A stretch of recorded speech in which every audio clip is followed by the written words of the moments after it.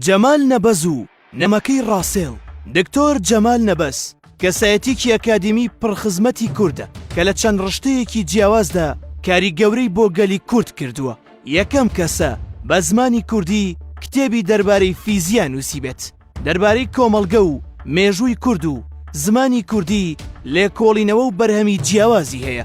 جەمال نەبەس ساڵی 1933 لە شاری سلێمانی لەتایک بووە. قۆناغەکانی خوێندنی لە شاری سلێمانی تەواو کردووە و ناوەڕاستی ساڵی 1950 کۆلێژی زانستی زانکۆی بەغدای تەواو کردووە و لەوانەکانی فیزیا و بیرکاریدا پسپۆڕی وەرگرتووە.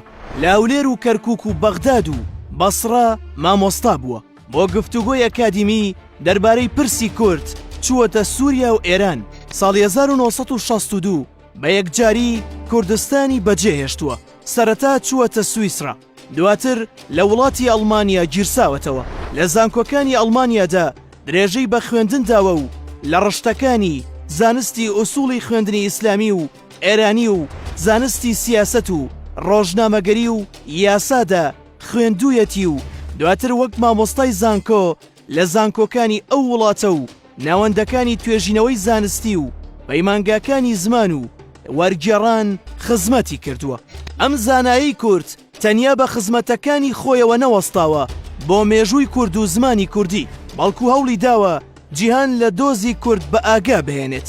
لە یەکێک لەو هەوڵانەیدا لە ساڵی 1963دا نامەیەک بۆ فەیلسوفی گەورەی بەریتانیا برتراند راسێڵ دەنێرێ و هەواڵی ئەو ستەمانەی دەداتێ کە عێراق دەرحەق بە کورد و کوردستان دەیان کات، باسی گرفتەکانی کورد دەکا و داوای هەڵوێست لەو فەیلسوفە دەکات. ئاڵوگۆڕکردنی ئەم نامانە لە نێوان جەمال نەبەز و ڕاسێڵدا بابەتێکی گرنگی مێژوویە و قورسایی خۆی بۆ مێژووی کورد و کوردستان هەیە، چونکە ڕاسێڵی فەیلسوف وەڵامێکی مێژوویی جەمال نەبەزی داوەتەوە و ئەو خەمی بۆ کوردستان دەربڕیوە و بەڵێنی کاری گەورەی داوە بۆ کوردەکەن. ئەمە دەقی نامەکەی ڕاسێڵە بۆ جەمال نەبەس لە برتراند ڕاسێڵەوە بۆ بەڕێز جەمال نەبەس 5 تەموزی ساڵی 1963. بەڕێز جەمال نەبەس، زۆر سپاس بۆ نامەکەت کە لە 25 حوزەیراندا بۆت ناردم. من زۆر نیگەرانم لەو هەڵسوکەوتە دڕندە و بێبەزەیانەی حکومەتی عێراق لە بەرامبەر گەلەکەت و هەموو ئەوانەی کە ڕقیان لێیانە.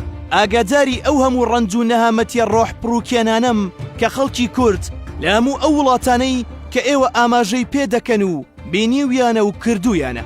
بێگومان هەموو هەوڵی خۆم دەدەم بۆ ئەوەی ئەو دڕندەی و تونند و تیژیایی بەرامبەر گەلەکەت کردویانە لە بەردەم سەرنج و ئاگاداری هەموو ئەوانەی کە خوازیار و تامەزرۆی بیستنن دابنێم و سپاسگوزارتان دەبم ئەگەر هەر زانیاریەکتان لەمەڕ شەڕی هەنووکەی کوردستان پێدەگات بۆم بنێرن.